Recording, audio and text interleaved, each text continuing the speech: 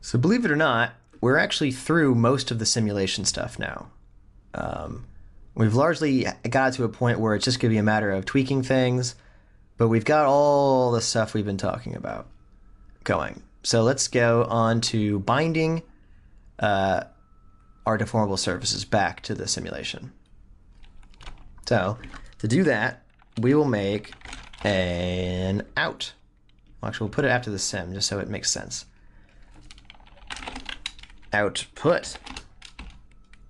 So we will, what do we want? We want to import our sim, of course. So we'll point it to our simulation network here. We'll say, get me the RBD thing, and we'll actually fetch the geometry. And there it is. Ta-da. So we have that. Now, we're only really concerned with the stuff that's considered deformable. And actually, before I forget, let's just say cache sim. We'll put this in something like job/sim/sim version 0 maybe. Frame bgu.sc.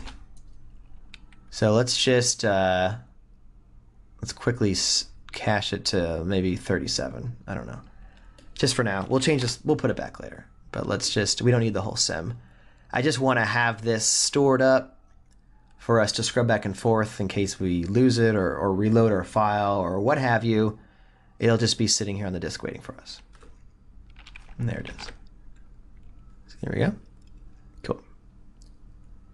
So we really just want to concern ourselves with the deformable stuff. So right off the bat, I can say delete, you know, we're going to want to do one of these isolate things. We'll say cat deformable. And I don't see it doing that. Did I spell it wrong?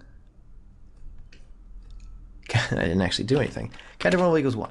There it is. There it is. These are the pieces that we're going to bind back to the original surfaces. So we'll say iso sim deformable. Now we're going to want, of course, our originals. Let's get original deformables. And that's going to be coming from the prefracture area from here. So that's the original helicopter, all shiny and new, before we smashed it up. So ISO, we'll say static deformable. So now we have the original surfaces here. The original and the smashed up. So now we're getting somewhere. So we've got the ISO static deformable. And what else do we need? We're going to need the original fracture. So get fractured deformables. Now the fractured deformables are going to be the same ones that are coming out of the sim just before they went anywhere. So from here, we're probably going to want to say, we'll go down to pieces. That's the stuff that actually went to the sim. And there you go. So there's the fractured one, and there's the regular one. So you can imagine how we're going to do our binding. We're basically going to do a spatial lookup to see which for every point on our thing here, what are the closest pieces to you. So we'll say ISO frac deformable. Wonderful. Cool. So in order to do this, we can't actually really work with the impact format. This kind of stuff is actually going to be, you know, actual polygon, you know, deformation, actual manipulation. So we will have to unpack basically everything on all three of these streams. We're going to want to keep a lot of stuff though. We're going to want to keep like the path, maybe the color, and actually we're going to need the cat or rig IDs, because that's what's going to actually, we're going to use to sync it up. So we'll do the same thing over here. Unpack that guy.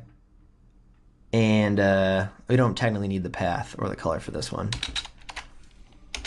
And over here, same thing. Do the same thing to that. So whatever this is doing is what we need for that. So again, it's the category IDs that we're going to use to hook this all up. Okay, so here we go. Point to form. Point to form is how we're going to do this. Point to form takes some inputs. It takes the mesh to form, which is this.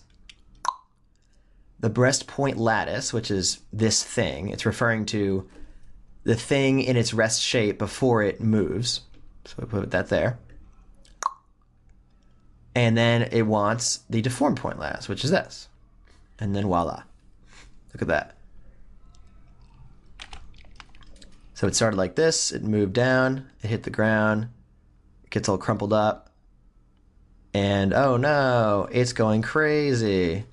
The reason why it's going crazy is because when it did its binding, well, just look, we have, these pieces are spread out like this. But when we did the original bind, basically this to this, some of the seam stuff is on top of each other. So some things from this area found points over there and said, hey, I should move with that guy over there. So we get this. That's okay. There are faster and more efficient ways of solving this problem than what I'm going to show you, but this is probably the most straightforward way, and it's not much slower anyway.